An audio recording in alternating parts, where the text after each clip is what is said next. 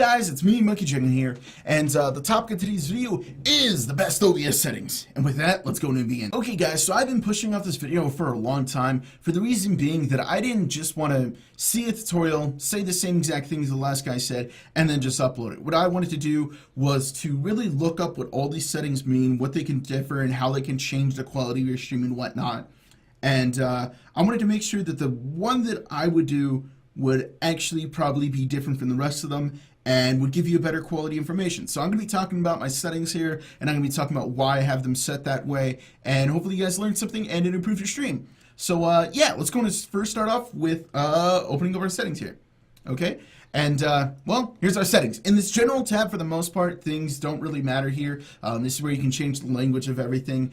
And for your settings profile here, it's pretty much just like if you wanted to say, oh, I'm recording something, so I'll have my encoding set different, I'll have my broadcast settings different, I'll have my video settings different for like 1080p or something, and then I'll have my stream tab, because it won't change your settings down here at all. It won't be like, oh, I'll have one set for Minecraft, I'll have one set for here, I'll have one set for there. It's just for your settings, so it'll only save the things that are in this tab, or in these tabs, as you guys can see. Anyways, so yeah, for the most part, this stuff, doesn't really matter, won't change much. Next, in your coding, if you guys are planning to record, as you guys can see down here, you can stream and record your games or your stream, whatever you want. You can do it simultaneously. And I find, I don't know if this is unique to me, but whenever I'm running Sony Vegas, which is the video editing software that I use, if I don't have these checked, then it won't open. I've heard that in other programs it'll open, but for me it won't. And I'll tell you what these things are. Essentially, it's a type of encoding. It's the way it compresses the data and syncs them all up. So it syncs by like frames, audio points, and video points, so that it all matches up. When you try to open in Sony Vegas, it'll say like it doesn't understand what's going on. And essentially the things are kind of like desynced in a way, and the compression with when you don't have this selected, the way that it saves the files is in a very weird way. Although the quality will be slightly better, it won't always line up. It's kind of like looking for like 1, 2, 3, and then sometimes ones are a little bit off, and the twos are here or there, and the threes are off. In other video editing formats or in programs, they can open them up and say, oh, here, let me adjust those for you, and they'll line them up. But yeah, you want to just go ahead and make sure that these things are ticked. It'll just give you a better all sense of syncing and whatnot. And yeah, next, let's go and talk about the bitrate that you're sending out to your stream. For the most part, the higher value this is, the higher quality stream you're sending. And you know, there's this whole thing where you can see what your upload speed is, and there's also a site in OBS where you type in your upload speed, and then it says, okay, this is how much data you can send. For the most part, you only want to send about 2,000. You can send 2,500, but I find 2,000 is the best. For me, I have a 20 upload speed, so I can send the maximum that Twitch will allow, which is 3,500. But the issue that I have, and I find that a lot of other people have, is that when you send such a high quality stream with such a big bandwidth needed in order to view it, if you're not partnered, the issue is that people can only see your stream into which you stream it in, because Twitch, they won't downscale it. So if you send like 1080p 60 FPS and you're sending, let's just random number, 5,000 bitrate, that's what you're just pushing out. You're just constantly pushing that out to people. If people don't have the bandwidth to download it, since Twitch isn't downscaling to like 720p, 480p, 360p, then people can't watch it all. There'll be a lot of buffering, there'll be a lot of stutterings, there'll be a lot of black screens. So you want to make sure that the data you're sending is kind of small. This way, you know, at the choke points where it could be anywhere. It could be you, it could be your connection to your ISP, it could be from there, it could be from them to Twitch, from Twitch to the server, from the server to, you know, the people that are actually watching you. There's a lot of intersections, and there's a lot of way things can get congested and roadblocks and all this different other kind of stuff.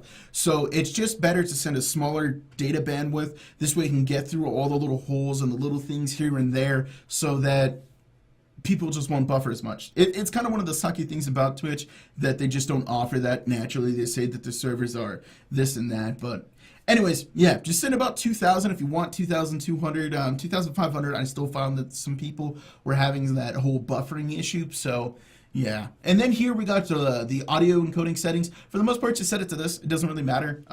Like, this won't break your system at all. It's just entirely normal. Oh, you don't want to set it to monotone. If someone told you to do that, don't do that. Set that to stereo, or else it'll just make your audio sound poo-poo. So yeah, just set it to that. Really doesn't matter that much. And yeah, let's going to move on to broadcast settings. For the most part, yep, live streaming, all that kind of stuff. You can set it to where you want your file output only if that's all you want, or live stream. For me, I have it set to live stream, and then I just say automatically record the live streams. That's what this tick is for. And just in case, something wrong, like my internet drops out or something else happens, it'll just keep recording for that blank screen. This way, when I go back into my editing and I try to create highlights, it doesn't have like multiple cuts. It's just one solid file. And that's why I have that set up. And essentially, for the rest of the stuff where you want to save it to, you just save your file path there. And yeah, it's pretty much all normal here. There's nothing really unique. Just your natural settings here. There's the whole thing with delay. If you guys wanted to stream like a competitive game like CSGO and you're like in a tournament or something and you don't want your enemies to know where you are and what you're doing and whatnot, you can add like a minute 30 seconds here. But remember, it's based off seconds, so you don't want to go 130. You want to just do 90 because it's based off seconds, not an actual time. So yeah, that's your broadcast settings. For your video, since I'm doing some recording, some stuff right now, I have it set to 1080p, but for the most part, you're going to probably want to set it to 720p because the bandwidth that you need to make 1080p look nice is something that the world just is not ready for. So, yeah, what you can do if you want, you can set your resolution to 720p, and you can set your game's resolution to 720p. And for your downscaled resolution, it should just be normal because at that point it would be 720p. And essentially what that would do is it would allow you to get more CPU usage because now your game isn't outputting 1080p and then you're not capturing it in 1080p and then using even more CPU to downscale it to 720p and then outputting it. If you set everything to 720p, then you can get a little bit more CPU usage so that, you can get a little bit more frames and all that kind of stuff, a little bit smoother stream if that's what you guys want to do. But for the most part, I have a pretty decent PC, so I don't have problems outputting my games to 720p. Well, playing my games in 720p, capturing 720p, and then downscaling to 720p. So, yeah, if you guys have any issues, you guys can always downscale that. 60 FPS, I find that that's kind of a must nowadays. Unless you're doing something like League of Legends, you can do that at 30 FPS. But for the most part, if you're doing anything high action where there's a lot of churning and moving and all that kind of stuff, 60 FPS looks really nice, and it just looks so much better.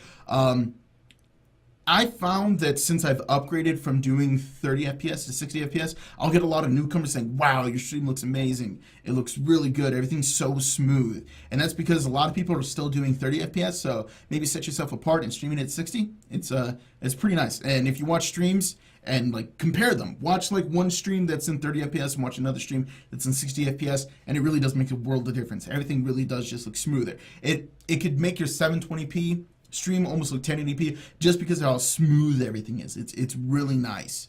Next, in your audio settings here, for the most part, you guys don't want to change anything. The only thing that I'll do for you guys is to maybe set your microphone from a default thing to your actual microphone that you're using, because sometimes, I know I have this issue, since I actually have a lot of microphones hooked up to my whole system right now. Sometimes it'll grab my headset, sometimes it'll grab my microphone or my webcam, sometimes it'll grab my second microphone. And since I only use my Yeti for my main talking, because that's my best microphone, sometimes it'll like defaultly grab something random, and then I'll click start stream without really checking. And then what will happen is like I'm talking in this really poopy settings, and the only way you can change it is by ending your stream and then restarting it. So just grab your microphone by itself, and that should be really good for you guys. For me, it says this weird video audio cable thing because what I essentially do is I talk to my microphone, and my microphone gets put through this digital soundboard that I have. It processes highs and lows, makes it sound a little bit better, a little bit more beefier, and then I output it out, and that's what that is. It's grabbing it from that digital soundboard. So yeah. Next, we have the hotkeys here. There's nothing really to explain. It's hotkeys. What do you want to do? Start, stop, stream. I don't set any of these buttons because I use a lot of buttons and there's a lot of functions that I use on different things. So for the most part, I don't use hotkeys at all. You can use them if you want. It's up to you. Nothing really to explain here. Next, in your advanced settings, This is something that a lot of people glaze over. They say, like, oh, if you want it to look really sexy, you want ultra fast. If you want it to look this, you want it to this. If you want this, then you want that. This is where a lot of people just kind of mine it F and just screw over you. So, don't really listen to those people. For the most part, your scene buffer time, which is essentially the time that it takes for your scene to buffer. It's essentially to make sure that everything's all polished. It's not just like ramming everything out super quickly just to make sure that it's out there. It just takes a little bit of time, cleans up the image, and then puts it out. For the most part, you just want to put that at 700. Just leave that. By default, it should be at 700 unless you've listened to someone and then changed it. You should definitely have it at 700. And for your process priority, it's essentially your stream, how much priority it has over everything else. For the most part, you just want that to be above normal, so that if there's like Skype or like there's other little itty bitty programs that you have on your computer, like for random reasons, just kind of like, oh no, I need more CPU. You go, wait a second here. Your OBS settings here say that this has more priority than all the other little shit. So we're gonna make sure that this OBS gets all the little bandwidth that it needs from your CPU. So that's the whole thing there. It just makes sure that your CPU has really good priorities. And if you're really, you get into like what has priority over what, you can really maximize stuff. But for the most part, just kind of leave it at above normal. Oh, and for your video settings, for the most part, you just want to leave that at video, very fast. Essentially what this does is how quickly it processes your whole recording of whatever game you're capturing, or your desktop, or all that kind of stuff. And it's how quickly it processes it and puts it out. Essentially, if you have it on ultra fast, it's just really quick. Like there's really no time in there. So sometimes you can get, artifacting and stuff that don't look right. And you can go super slow, which means it takes its time. It gets into all the nook and crannies and makes sure it's a mirrored image. But for the most part, you just want to leave it at very fast for this reason, because if you're playing in like in 1080p and you're like, oh, I'm gonna use all my CPU bandwidth to make sure that that image that's being captured looks amazing. Okay, now we're gonna compress it down to 720p, so you've already lost stuff. And now we're going to go and compress it even more. This way it's sent on the data bandwidth. And now all that extra CPU that you use to, try to make your stream look so much better is just compressed away. So there's really no point in trying to make it look like a mirrored image if it's already going to be compressed and set on a data bandwidth. And, it could cause lag for your game. It could cost you some frames and stuff. So it's really not worth it. Just put it to very fast. For encoding profile, just leave it to main. There's no reason to up that at all. Keyframe intervals, for that's essentially, the markers for like syncing and stuff, for like video editing softwares and stuff. So just leave it at 2. You want CFR for your setting. You really don't want to mess with that kind of stuff. That's essentially for, it's for like specifying what encoding settings you want. So you really don't want to mess with it. Not unless you understand encoding in-depthly. And for the most part, well, I don't understand encoding in-depthly to the knowledge that it would take in order for you to justify using this thing. It's there's a lot of stuff. There's a lot of stuff in there, and it's just like a whole different wormhole. So just leave it alone. And the whole 60 FPS thing here, I have a tick just in case I want to record in maybe something else, maybe better frames or something. But yeah, that's pretty much everything, guys. For the most part, these last 3 settings really don't matter. No, don't change my settings. The whole quick sync and quarter, you don't want to mess with this at all. It's pretty much just all blah blah. Doesn't matter. Microphone gate, once again, like I said, I already have a different software being used, so I really don't need this. If you have an issue with white noise, you can look up how to make a noise gate. Essentially, it's like, oh, any noise under this, the microphone won't be turned on, and then once the noise reaches this level, it'll turn on. This way they can talk and hear you. It's essentially, if you have like a lawnmower going in the backyard, you have an air conditioner or a fan or something, a lot of white noise, this can help eliminate it, so this way you talk normal. Though still, essentially, if you like talking and there's white noise behind you, it won't get rid of the white noise.